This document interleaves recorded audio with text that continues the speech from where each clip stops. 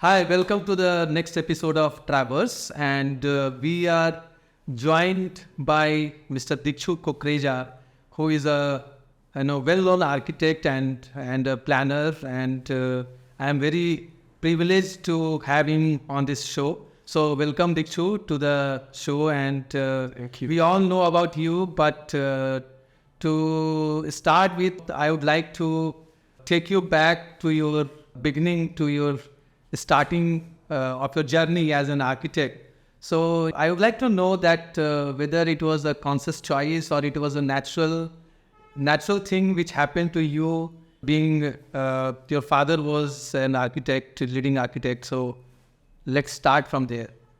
So I wonder where I should rewind back to, because one journey started when, of course, I entered the architectural education system at School of Planning and Architecture in Delhi. But then if I rewind further, I can share with you that when I was a very young kid, maybe just 4 or 5 years old, my parents used to, at that time, there weren't so many means of recreation that our cities offer today. So we used to go out on picnics, and they would always make sure that we would go around the monuments around Delhi, and there are plenty. And whenever we would go there, I would be fascinated with the buildings, the monuments that one would be visiting. And I think somewhere subconsciously that affected me, and I developed an affinity to buildings at that age. And this is something I guess maybe my parents did with design, I'm not sure. But for me, it was a very subconscious but definite movement towards an affinity towards architecture. So that's where it really began.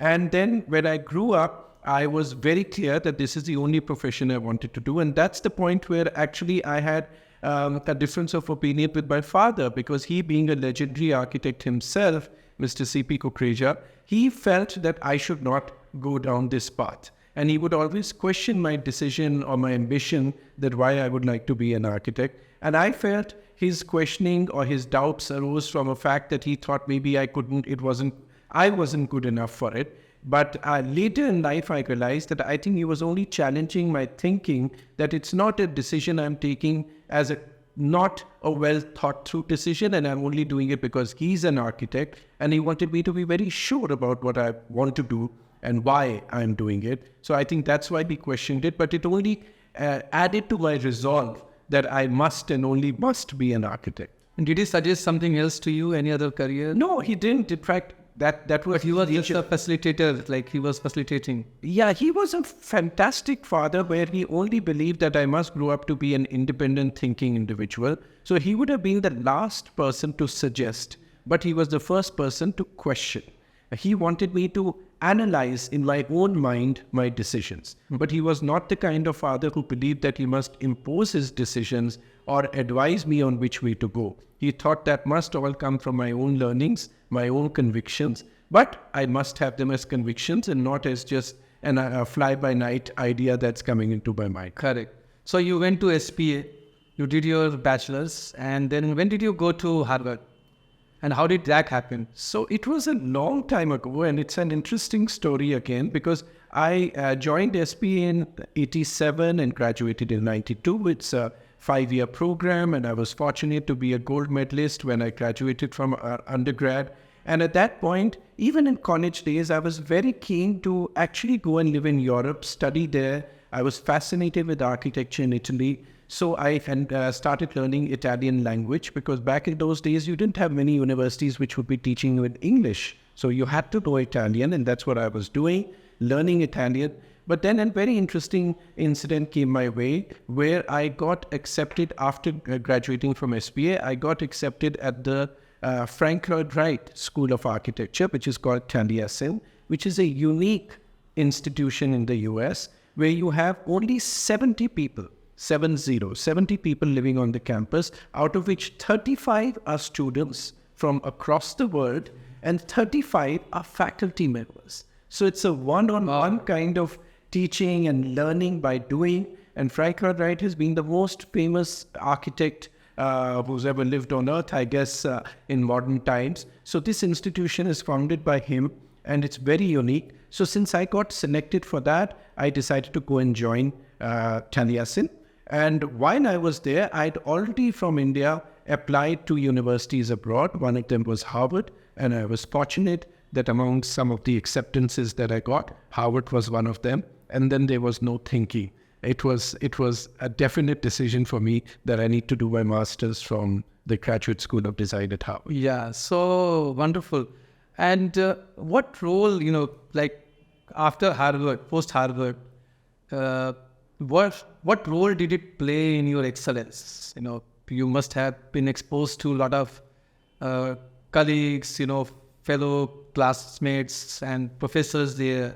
How did it help you in the future? That's a very good question, Sanjay, because it has had a profound influence. My time spent at Harvard has been really profound for me, not only in my learning, but really in my evolving as an architect and as a human being, both.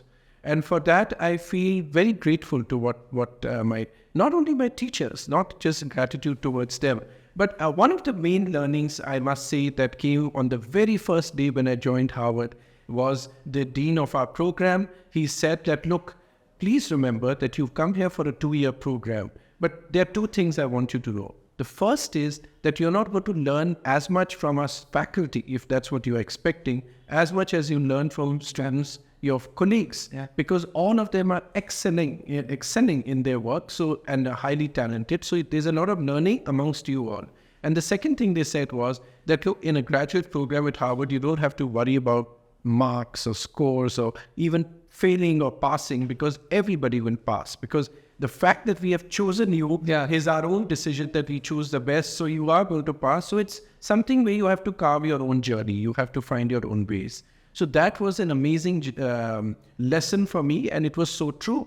And that's exactly the way it went. Now, the program that I was in, which was Masters in Architecture and Urban Design, has a small unit where there were 26 students. And out of 26 students, 22 of them were international students. And I happened to be the youngest one in the program. I was 23 at that time, while the oldest one was 42. The mean age was probably 30. And so there was a lot of learning from these seniors who were my fellow students. And all those experiences turned out to be life-changing experiences. Wonderful. You also became president of Asia GSD, right? And so did it also contribute in your architectural journey, or, your... Yes, in fact, I've always been a very proud Indian. Wherever I go, I feel that it is important that one is able to leave one's mark, for the better, of course. So here at Harvard, I felt that here was this complete international community that I'm talking about, so many students from across the world. But I felt rather surprised and disappointed that there seemed to be the only focus towards Asia, if at all, was towards China. Nobody was talking about India, and I didn't like that. And I thought, and in any case, it was more European-centric and Western-centric things that were being talked about in design and technology, etc. So I felt that, look, Asia is rising. Asia is the future in many ways, and India particularly is one of those. So how do I bring that into the spectrum out here at Harvard? So we decided to found a student organization called Asia GSD. And I was not the president, I was the founding vice president of that organization. And it turned out to be the largest student organization on campus just in a couple of years. So you can imagine the pent-up need or demand, so to speak, that must have been there within the Harvard student community, that this student community became so popular, this organization. And with that, all one was trying to do is bring Asia into the context of this kind of a globally recognized, esteemed educational campus and teaching that people know and understand. And for me, as an architect, as an urban designer, I feel there is so much history and legacy and learnings that we can take from India, whether it is in our architecture or whether it is to our town planning principles that the world must know about. So that's what really drove me to do that. Wonderful.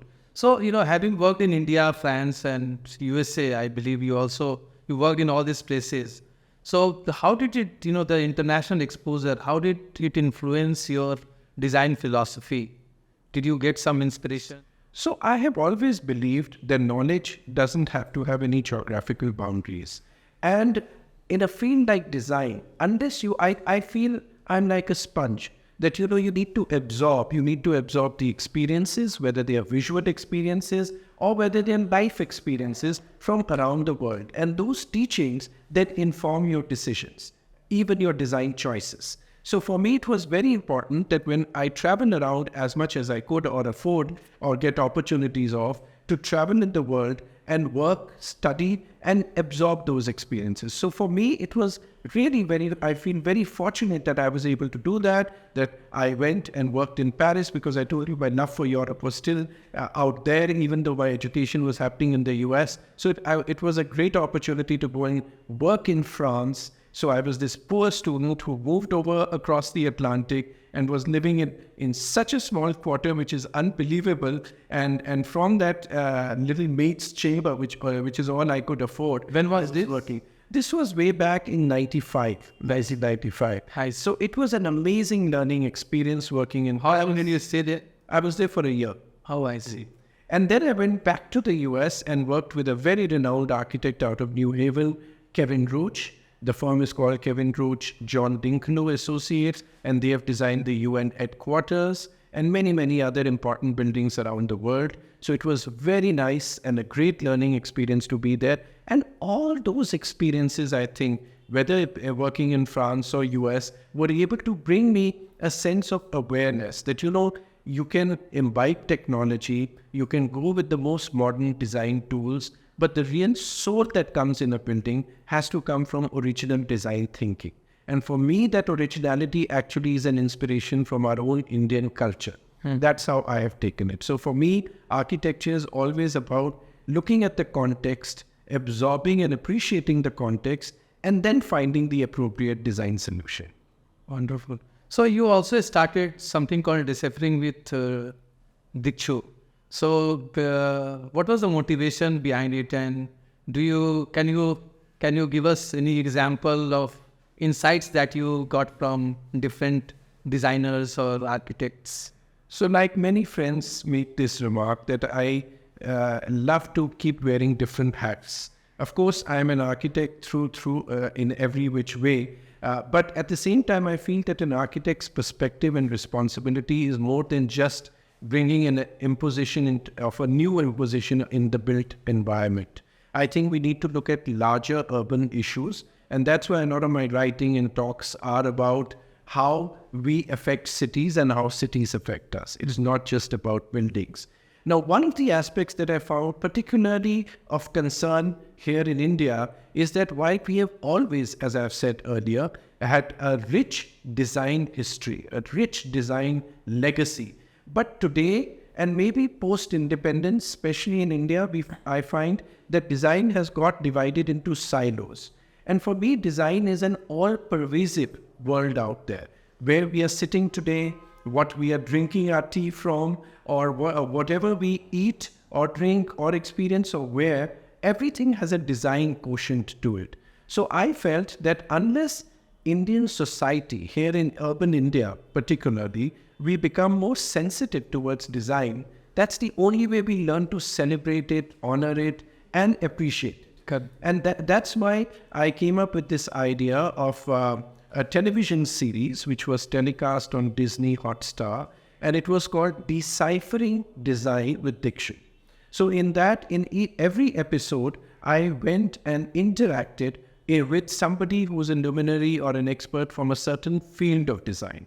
So one time it could be fashion design, another time it could be design in sports, or design in public policy, or design in food, culinary design, or design in crafts. So from that, it's a very interdisciplinary issue. Interdiscipline. That's the whole idea, to show to people that we realize that design really flows from one field to another. And truly, it is encompassing us, like I said, all over in our lifestyle.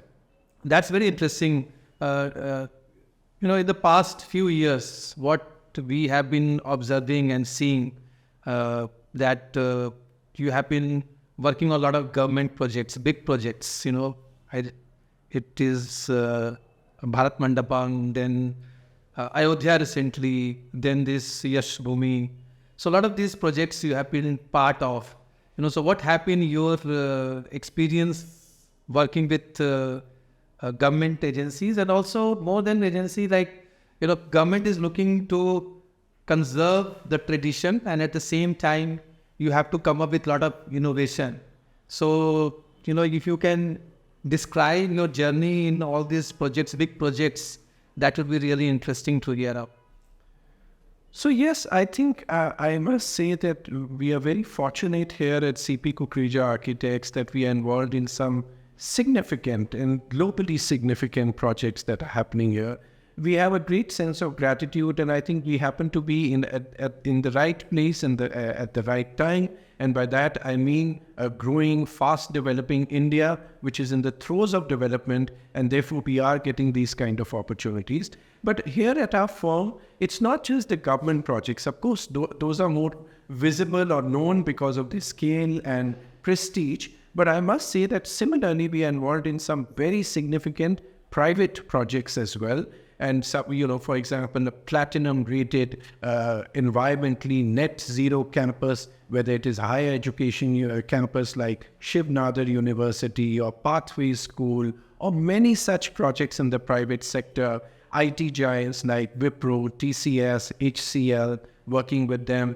We are designing one of the world's largest and most significant museums, private museums, which will come up in Delhi. So that's a private project. So I think it's great, the kind of development that is happening in India, and we happen to be part of that. But of course, on the government side, yes, there are these very, very important projects you mentioned that we've been involved in. So some happen to be the largest in India, some happen to be the tallest in India, etc., etc. So keeping these superlatives aside, I think what is important is that all these projects are actually reflecting a fast changing, a fast developing, a very determined, a transformative modern India which is emerging. And when you ask me what are the government's concerns or aspirations, I'm very happy to share that I feel rather privileged and also, I would say, satisfied that I see that the government also has a real sense of earnestness of delivering high quality work. They are looking at not just forgetting about our culture, about our history, and wanting us to ape the Western world in terms of design styles or architectural styles or building technologies. We are being encouraged to look inwards. Now that for me is very intuitive anyway, that why can't we search for solutions which are vernacular, solutions which belong to India, which traditionally India has created. Now today we talk a lot about environment-friendly buildings. I'm sure you'll agree with me, Sanjay, that most of our ancient buildings that you see are all very environment-friendly. That would be the Hawa Mahal in Jaipur, or the forts and palaces and many, many other buildings, even the temples, even the other religious structures which came up in India, they have been environmentally responsible buildings in the past. So for me, it's important first to look at that within India rather than taking inspirations from absolutely, rather than just taking it as a Western technology because they are doing more number crunching and coming up with scientific data. Here in India, we believed in common sense data. That is what has driven these buildings. So can you give us some examples of such inspirations from the past in some of these buildings which you have been part of, like Bharat Mandapam or Ayodhya? Anything that you can give us an example? So there are lots of such examples, and I am one firm believer, one ardent fan of traditional Indian architecture. Let me give you some simple examples that I'm sure the viewers would also be able to appreciate. The screen that we have in Indian architecture is a very environment-friendly design tool. You know, in Western technologies, we talk about first making insulation and putting more material into a building, and then we start cooling the building, air conditioning the building, etc. In Indian buildings, traditional Indian buildings, the element of jali was the most effective passive energy design tool. By that I mean that a jali allows the control of the direct sun glare or heat into the building. It stops that from happening. The additional surface area that gets created by the design of a jali, the more intricate it is, the better it is, because it ends up creating so many shadows within the surface of the building. Now, higher the number shadows that a building facade has, lesser heat will go into the building. Jali also acts as a second element to a building, a second skin to a building, which acts like a buffer. So I could go on in explaining this. Similarly, we have the kunds which are there, which are so popular. We have the step wells across India, which is a very important design space, a public space. That's where marriages were decided or other public events would happen. We have the ghats along the rivers, which have been such fantastic public spaces. Now, all these kind of things can find a meaning by contemporarizing today in our Indian city design. So if we talk about Yashobhoomi, which is, amongst the largest convention centers in the world, that has been created by us in Delhi, we have used the principle of stepwells there. We have used the design element of Jali there. And that has ended up creating so much energy saving into the building. So once by these design tools, you are able to reduce the heat going into the building, automatically the demand for electricity or cooling within the building reduces. So wonderful. This is so glad that this is so interesting to hear from you and the way you explained. In Ayodhya master plan, there is a concept of a spiritual forest and tower of joy. So can you explain, it sounds very alien to us in design terms. What is the motive behind those two things? And there are also, in Ayodhya, for example, tourists of all strata will, flow in coming months and years. So how did the planning happen in a manner that, all type of tourists and huge number of tourists can be accommodated in that entire pilgrimage area? Right. So first of all, when you talk about the spiritual forests and the green spaces that we have thought about in Ayodhya, it was very important that, the vision that our political leadership had was so forward-thinking and so inspiring that we've been able to take that forward in terms of how we have envisioned the whole city. And by that I mean the planning of Ayodhya, the vision of Ayodhya is resting on three cornerstones. One is to make it a world tourism destination, make it a spiritually, globally recognized city, and also very importantly, a sustainable city. Now, when we say sustainability, that is a wide word and it has wide meanings and interpretations. And by that, for me, it was important to see that it's not just about the buildings that come up there, the dharamshalas, the hotels, and other facilities which we call infrastructure, and just flood that or insert that into the city and choke it.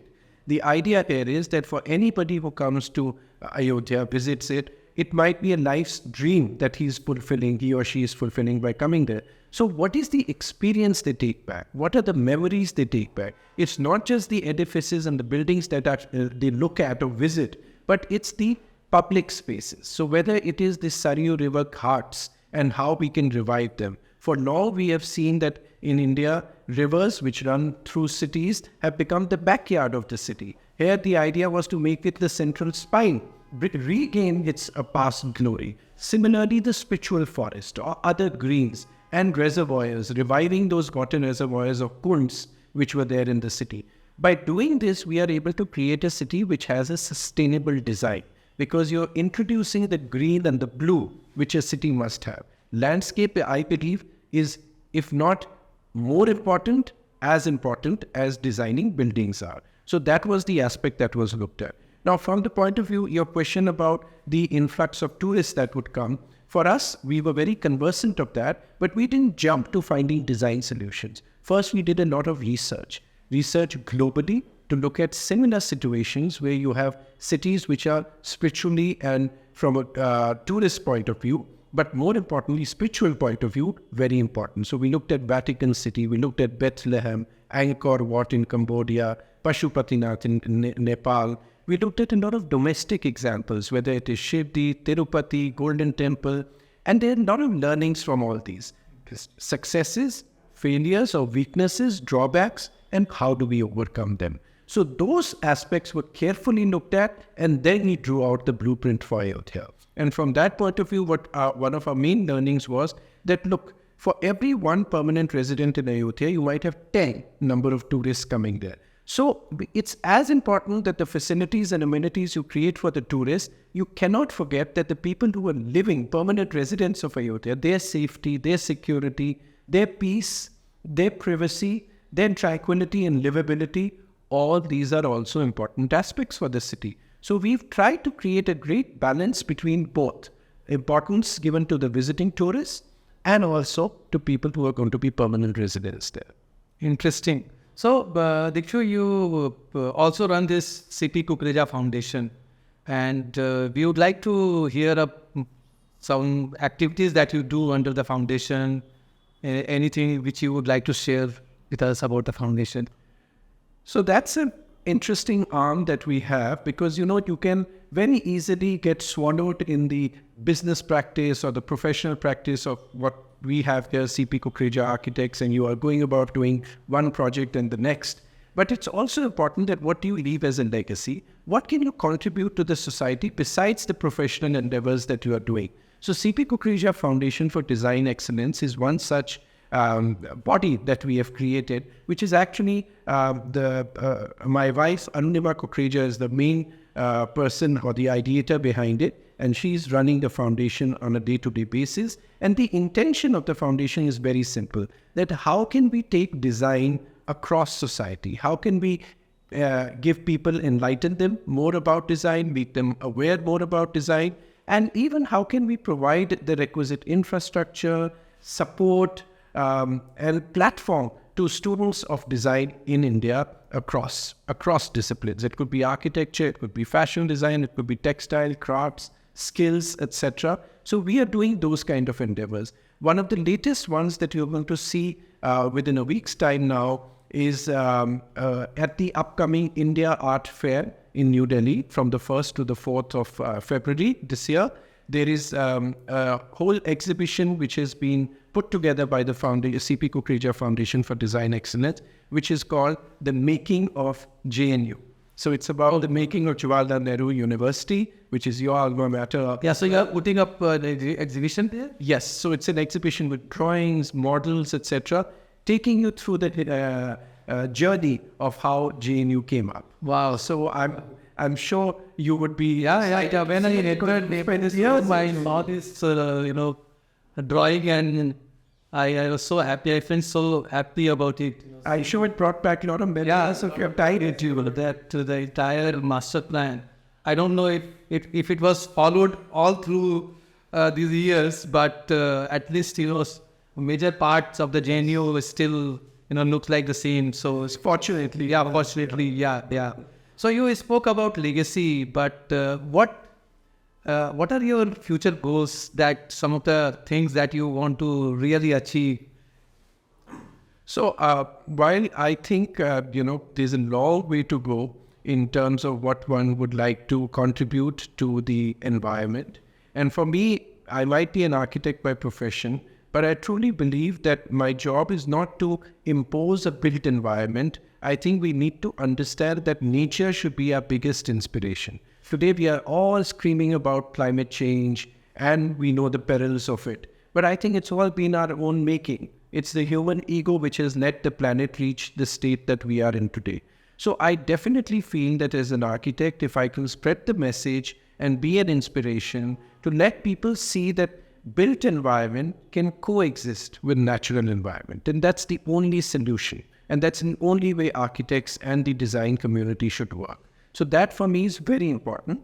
Besides that, I've always believed that the world is a global village. I subscribe to that philosophy, and I think we need to, in our lifetimes, bring people together. So whether it is Deciphering Design with Dikshu or another television series I hosted, which is on YouTube, and I invite you to please take a look at it, which was called The Tale of Two Cities, where I traveled around the world, met with presidents, prime ministers, and global mayors, and compared one international city with one Indian city. And what came across this series was, that you scratch the surface and you realize that the challenges, the aspirations of people in different parts of the world are pretty similar. So my interest is that besides the aspect of the profession of architecture and design that one is involved in, and the contributions one can make in that, with my recent appointment as the Honorary Consul General of Albania, I would like to play a larger role in seeing how these two nations can be brought closer together, whether it is to trade,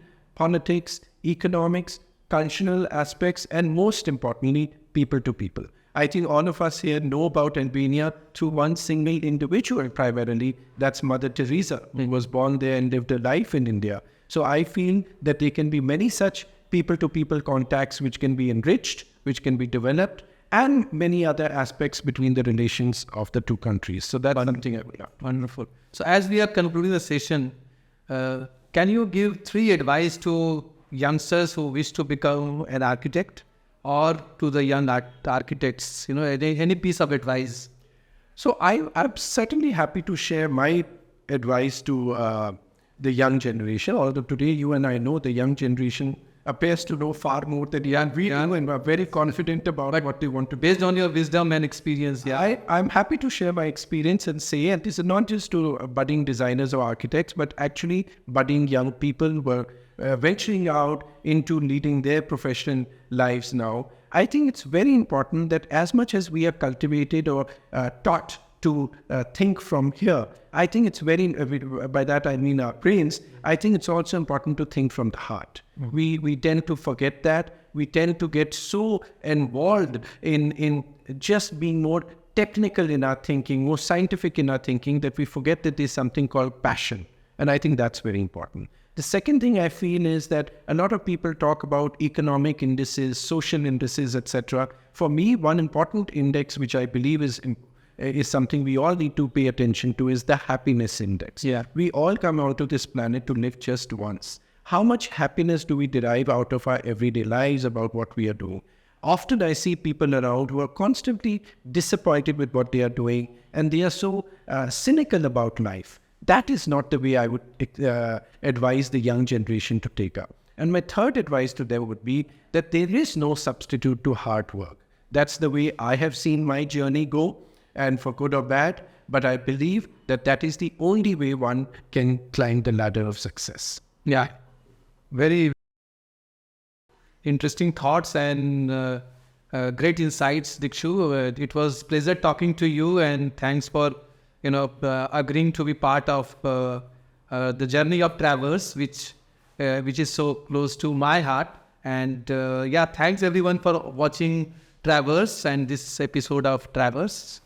It was great to have Dikshu in our show. So looking forward to meet you again in the next show of Traverse. Thank you so much.